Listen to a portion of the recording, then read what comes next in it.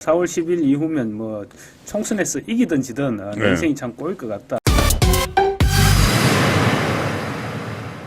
한동훈 그 비대위원장도 어제 가는클럽 토론회를 했어요. 그래서 일부에서는 한동훈 비대위원장이 왜 저 윤석열 대통령 그 하는 날 KBS 방송하는 날 잡았느냐, 그것도 또 서로 뭐 견제하는 것 아니냐, 뭐 이런 이야기까지 했는데 그 참 한동훈 위원장은 오전 10시에 했고 일정이 관클럽 토론회 일정이 훨씬 먼저 잡혀 있었죠. 예, 잡혀 있었다고 어제 한동훈 위원장도 이야기를 했어요.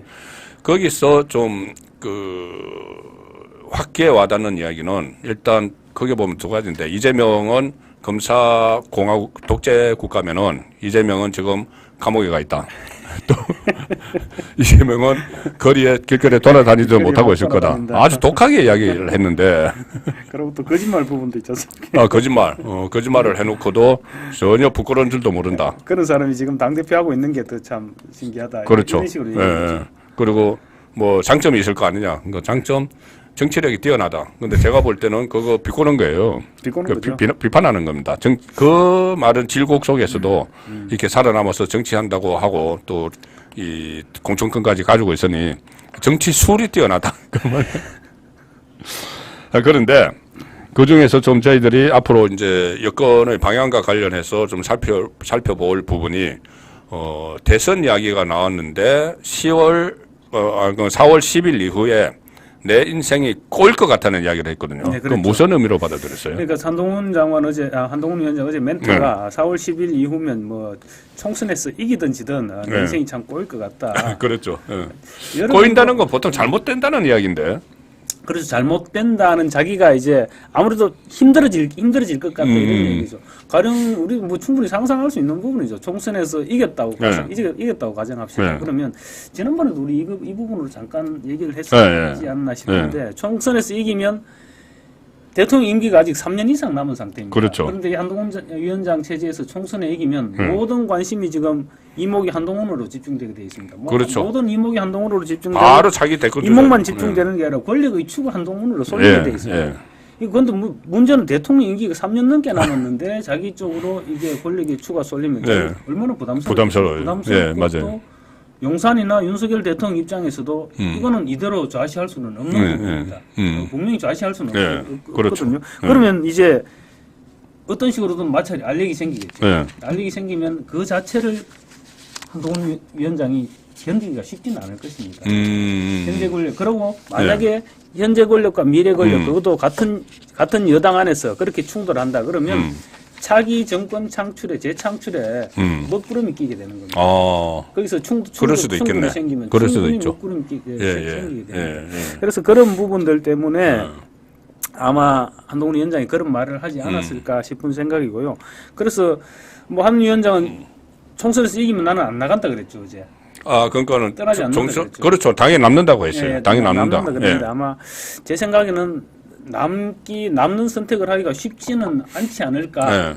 당에 남아서 이제 비대위원장 임기가 6개월인가? 6개월 내에 뭐 하기로 돼 있는데, 어쨌든 다음 지도부가 들어서기 전까지죠. 어쨌든 전당대회를 해야 되지 할 거 아닙니까? 그럼 전당대회를 해서 당대표 자리에 앉는다. 그게 바람직할까? 저는 그런 생각을 해봤습니다. 근데 이게 만약에 총선에서 압도적인 승리를 거두면은 이제 당에 남는다는 이야기는 물론 그냥 당원으로서 남는다는 이야기, 그러니까 정치를 계속 한다는 이야기가 될 수도 있어요. 그렇죠. 저는 어제 그렇게 받았어요. 정치를 계속 한다. 그리고 지면은 본인이 비대위원장을 내려놓는다는 이야기를 했는데, 그건 정치를 안 한다는 이야기예요. 지면 뭐 당연히 내려놔야 당연히 내려놓는 거니까. 그렇게 이야기하는 것은 만약에 지면은 조기에 정계 은퇴한다는 이야기가 되는 거고, 이기면은 당에 남는다는 것은 저는 이 당 대표 경선, 그러니까는 나갈 수도 있다고 보거든요. 그래서 당 대표 경선에 나가면 뭐 당선될 수도 있겠죠. 당선되겠죠. 압도적으로 어쨌든 총선에서 승리하면 사실 불가능한 것 같았던 총선 승리를 만들어냈다면 뭐 충분히 당선이 될 수 있을 텐데 그렇게 지금 당 대표가 2인자가 너무 3년도 3년 이상 임기가 남은 네. 상태에서 인자가 부각되는 게 대통령한테도 안 좋고 한동훈 위원장 본인한테도 제가 생각할 때는 바람직하지는 않은 것 같습니다. 정치공학적으로는 이제 물론 그렇죠. 예, 예. 그래서 그 전에 상당히 그 박근혜 네, 그렇죠. 미래의 권력으로 해서 예, 예. 그래서 아마 이명박 대통령 입장에서는 좀 부담스러웠을 겁니다. 부담스러웠죠. 뭐 4대강도 그렇고 그 세종시 이전 문제도 그렇고 또 그때 뭐 방송법 같은 거 언론법 가지고도 막 부딪히는데 그건 부담스러웠을 텐데 그런데 제가 볼 때는 이제 그런 면도 뭐 있지만 어쨌든 그 이제 이명박과 박근혜는 후계자 구도는 아니었잖아요. 그렇죠.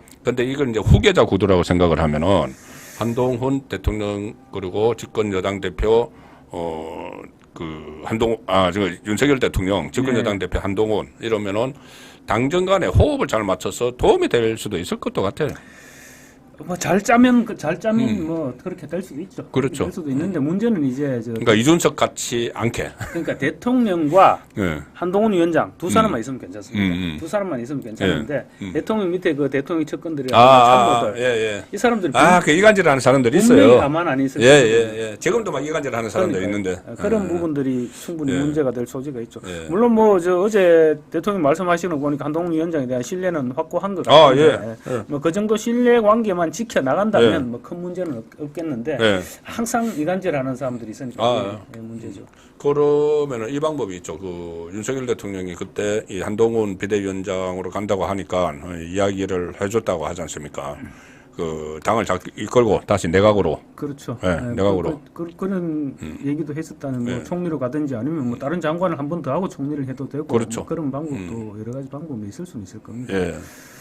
뭐 윤석열 대통령 본인도 87 체제 이후에 유일하게 국회의원 배지를 다들지 않고 대통령이 됐거든요. 예. 그렇기 때문에 한동훈 굳이 뭐 당에서 대표를 하지 않고 더 국정 경험을 쌓아서 가라 이렇게 할 수도 있을 것 같아요. 그것도 방법입니다. 예. 예.